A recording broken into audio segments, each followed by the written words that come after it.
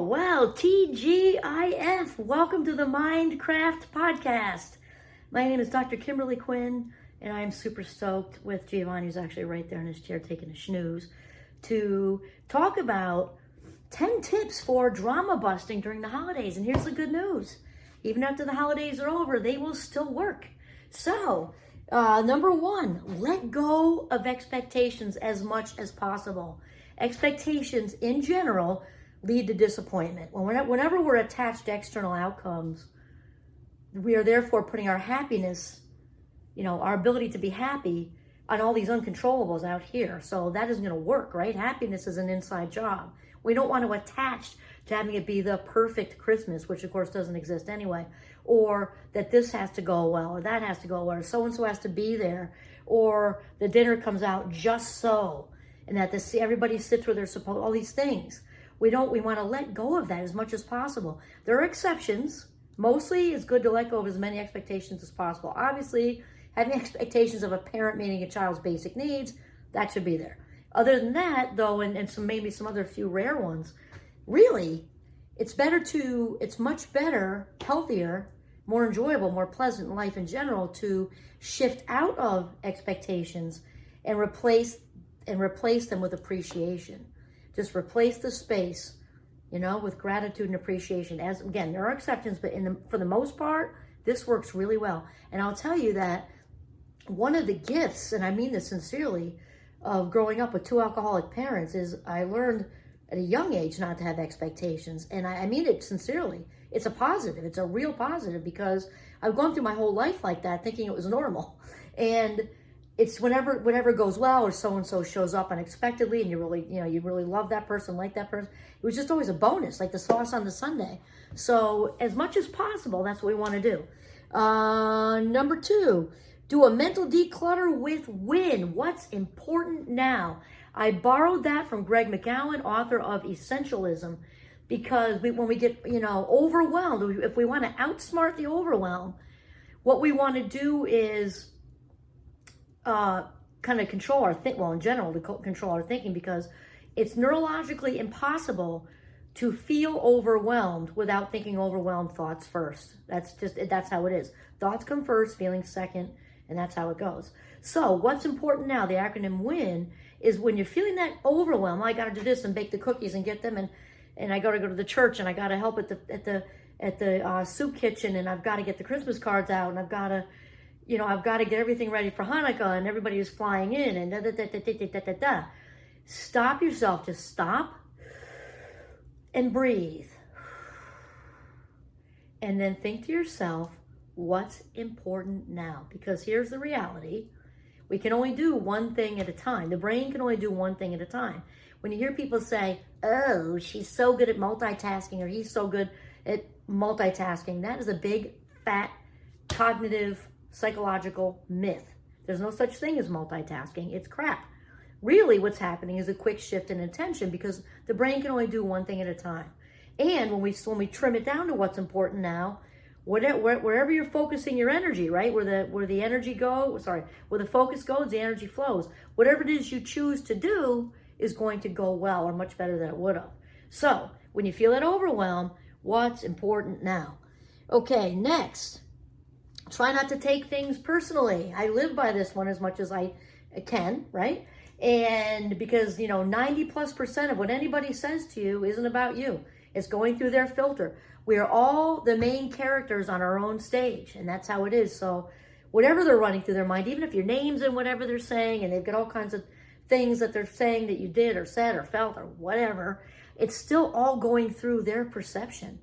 Whether they were an only child or came from a litter of kids, whether they grew up in an urban environment, a rural environment, whether they had one parent or two or four, or whether they grew up wealthier or in a lower, compromised economic situation, socioeconomic situation, whether they were straight up, all of that feeds in. Never mind all the neurological differences we can have with mental health, with all of it. So it's all going through this schema, which is very Vygotsky, if you're a psychology person, and it's running through like a colander. Everything, all the information we take in all day kind of runs through a colander. And we all have our own colander, just like you do with pasta. And it's what we're giving back to you, what stays in is what our brain is keeping, which might not be what somebody else's brain is keeping. Very important to remember that. So try not to take things personally. Next, this rolls right into try not to make assumptions the best you can. It's also important not to beat ourselves up when we do, and here's why. The brain is lazy. Even if you're not lazy, the brain is lazy. The brain takes shortcuts like making assumptions and judgments, and which is obviously a prejudice happens, and we're taking this shortcut and judging an entire group of people based on how they look, what they wear, how much ink is on their skin, whatever. And obviously that goes to a bad place. Here's the thing though, the brain is trying to take shortcuts for efficiency in general, which usually does not work out well for us. Just like we said with prejudice or other things, jumping to conclusions in a conversation, whatever. So try your best to catch yourself, because what we want to do is slow that stuff down into our system 2 thinking. System 1 is that knee-jerk, reactive, impulsive part of the brain that just is meant trying to be efficient, like I said. We want to slow that down into system 2 thinking, more Sherlock Holmesy, more taking in the observations and slowing it down. And this will help us to react versus respond. We don't want to react, we want to respond. So when we slow that down, take a breather. If all else fails, duck into a bathroom. Nobody's going to bother you there, hopefully. And breathe a bit, then respond as much as you can. Set the bar, do your best. Okay, so he said, let go of as much as possible. 2 columns. So we have the let it go column, which is hopefully way longer than to have a conversation or make a stand column. Sometimes, obviously, if somebody says something blatantly awful, racial or homophobic or anti-Semitic or just plain cruel, that's not the same. Then that person needs to be spoken to. You may even need to do some kind of consequence, whatever that might be. It might be leaving or just moving on to the other side of the room, talking to somebody else, whatever. That, hopefully, is not the case most of the time. So we can let go of all this little crap. Just whether the hors d'oeuvres came out 2 minutes too late, whether so-and-so forgot to bring whatever and she told you 3 times she would, or, whatever. So what? It's little baby weenies. Who cares? Or whatever it is. Let go of as much as possible. Even if somebody's snarky, we don't ever know what's going on, whatever battle they have going on in their head. I'm not saying give them a pass either. Though if there's a range of a little snarky to take a stand or have a conversation because you have to, there's the whole here-ish area that's probably in the let it go column. Way, way longer than the deal with it column. Good. And you know what? All that space you'll create up just leaves, it's filled in with peace. Whenever we create cognitive space with letting whatever go we can, it comes back, it fills in with peace. So then I have to picture your mind, you're in here, you're in your cabeza as a beautiful studio apartment. We got a nice couch, and you got a flat screen, and you've got maybe a little table right here with some snacks, some Oreos, some pretzels, M&Ms. It is the holidays, we can say that. And when you're not letting go of something, and you're sticking, like super glued, as somebody said yesterday, 10 minutes ago, 2 years ago, 10 years ago, you're reliving all that stuff. Well, Christmas of 2008, she said, he said, nah, nah, nah, nah, nah. Here's the thing, I'm not saying it's not legit and somebody was, whatever. They could have been horribly, blatantly abusive even, but here's the thing. They took all that, they affected you way back then. They took from you, in a sense, way back then. Reliving all that stuff and hanging on to it with a big old heavy-duty grudge means they're living rent-free, picture it like the studio apartment, on your couch, watching your flat screen, eating your snacks, paying no rent. So that means in 2024, they are, if you watch the video later, whatever the current time is, you are allowing them to live rent-free in your head and to take even more from you than they did yesterday, last week, 2 years ago, or in the year 2000, whatever. So you want to let go and let go of grudges. They're no good. Okay, so next we have embrace the power of silence. Silence is so powerful. And I'm not saying, well, there might be a time for that actually. In general, it's called stonewalling when you actually do a silent treatment with somebody, which is one of the core four of the horsemen, which in a marriage or long-term relationship situation is one of the four that leads you to a breakup. So I don't want to encourage that.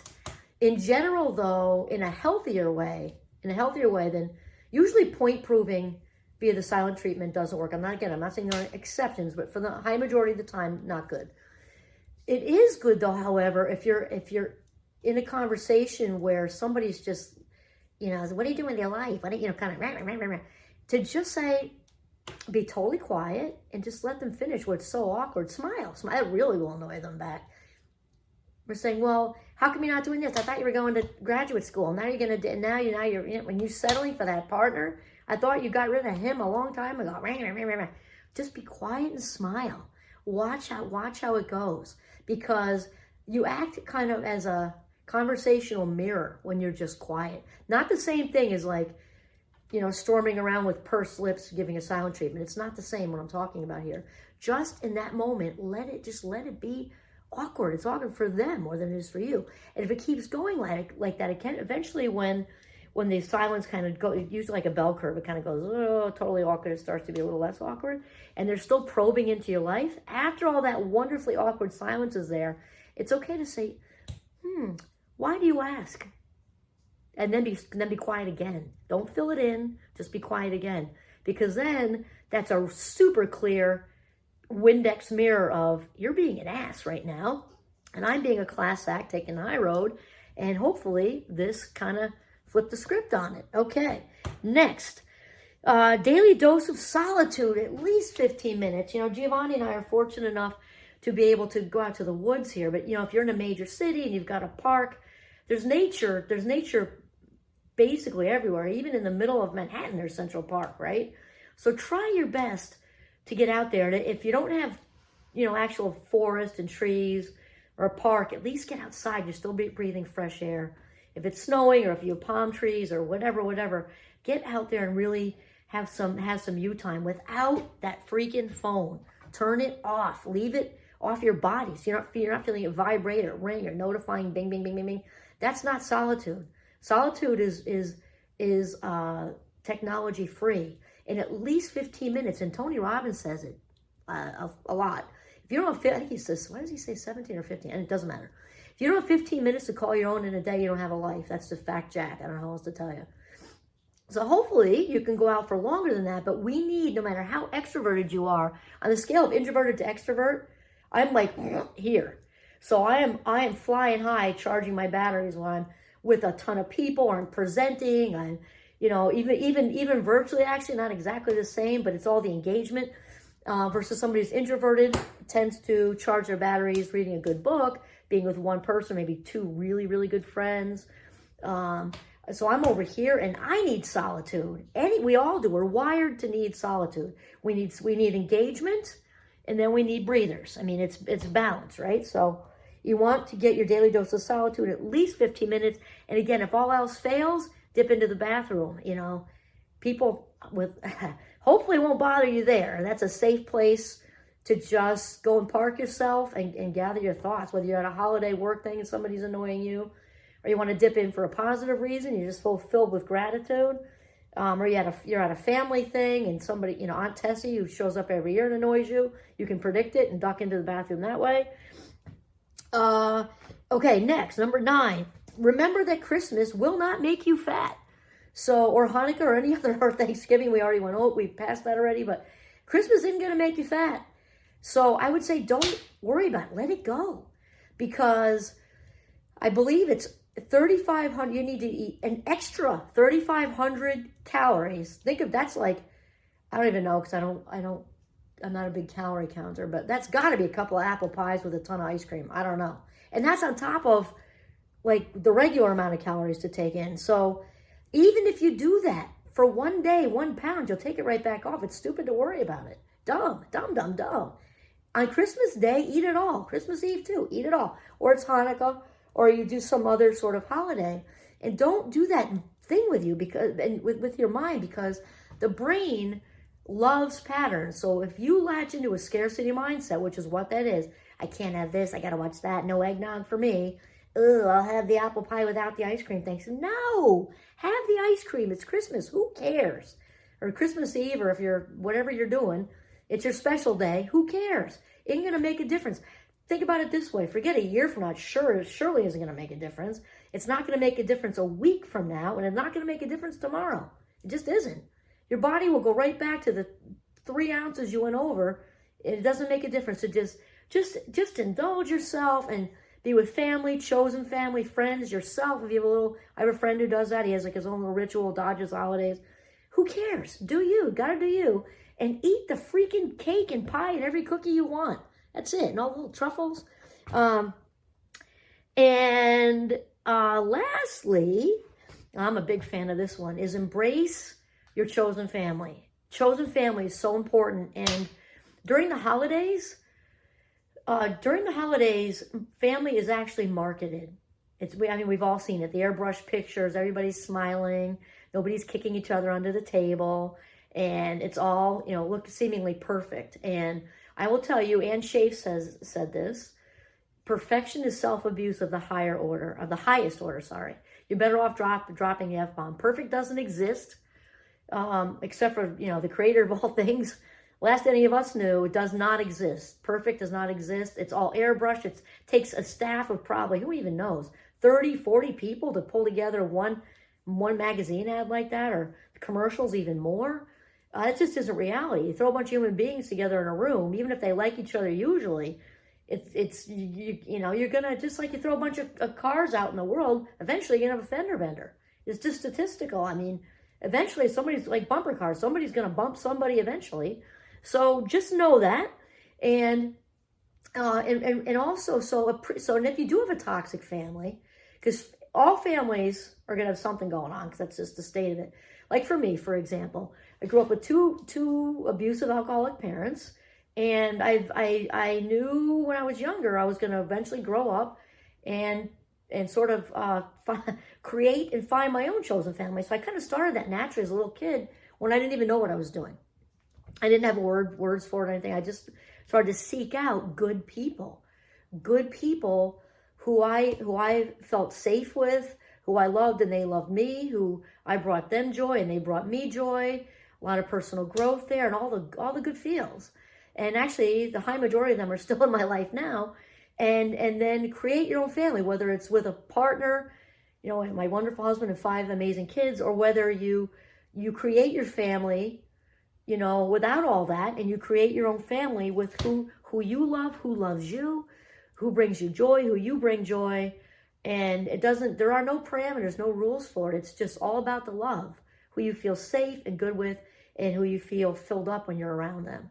And that's it. And if anybody says, oh, blood is thicker than water, that drives me freaking nuts. That is actually, I'm not saying everybody who says it is a narcissist. Please hear me when I say that.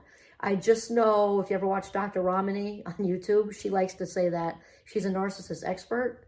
And some narcissists really like to say that. It's just a way to get you to question everything. Like, oh, they're not as important as we are. Well, maybe they're more important than you are.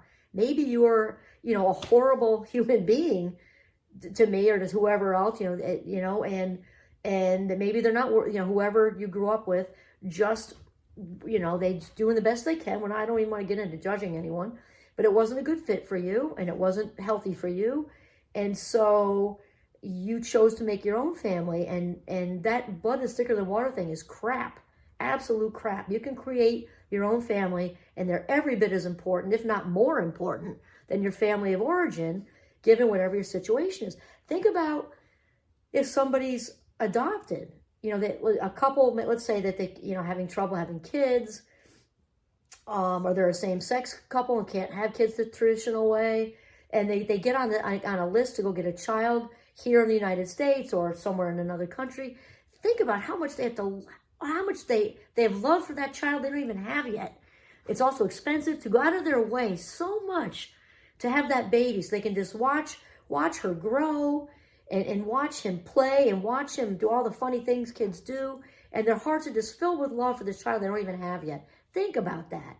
Telling me that isn't as important, if not more important, than a child born into a couple who don't treat them well. That's so ridiculous. So there's the logic. I don't need logic personally. I think you got to do you. And if that involves creating your own family in whatever way works for you, you do it.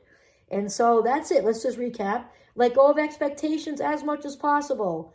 Do a mental declutter with what's important now. Try not to take things personally. Try not to make assumptions. Ooh, we forgot number 5. Set the bar, do your best. I love that one. That was meant to be, because I believe in meant to be. That's a good way to wind up. Maybe I'll change that. Because I think of a limbo bar, like in college. Hello, can you go? Setting the bar, do your best, is a bar you can always reach. Always, always, always reach.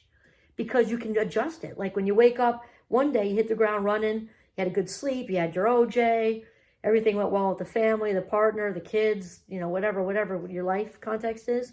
Versus you wake up, you're hungry, angry, sick, or tired like a 2-year-old. Well, it's going to be 2 different bests, right? So set the bar to your best is number 5. 6, let go of as much as possible, different from expectations. This is all the rest of it. And the column for let it go should be way, way, way longer than the have a conversation, make a stand column. 7, embrace the power of silence. 8, get your daily dose of solitude, at least 15 minutes, preferably 30. Something about 30 minutes gives me a real boost. And then sometimes longer, but 30 is really, I think, where it is. Daily dose of, we did daily dose of solitude. We did that. Oh, I forgot to, the embrace the power of silence. That was actually 7. Daily dose of solitude is number 8. Number 9, remember that Christmas will not make you fat, I'm sure. And 10, the importance of chosen family. So Merry Christmas, everyone. Happy Hanukkah. And I wish you all the best from Northern Vermont. Merry, Merry.